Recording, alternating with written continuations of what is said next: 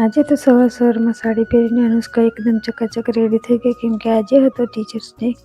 તો અનુષ્કાને રેડી કરીને સાથે બીજા બધા જ બાળકોને રેડી કરી દીધા છે. તો જો અહીંયા બધા જ બાળકો સ્કૂલે જવા રેડી થઈ ગયા છે. વિરાટ પણ રેડી થઈ ગયા છે. બધા બાળકો સ્કૂલમાં ગયા પછી હું આવી ગઈ નીચે.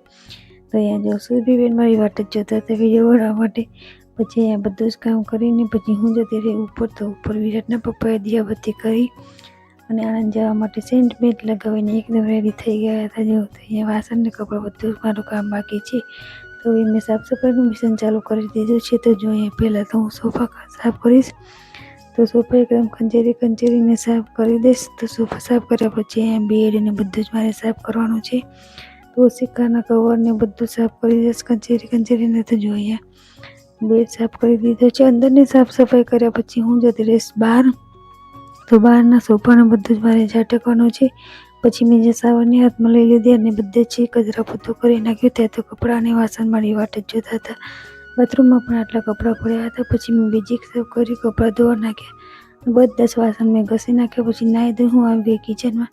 તે ખીચડી અને બટાકા વટાણાનું શાક બનાવી દીધું અને ખાસ તો બધો લોટ બાંધી દીધો.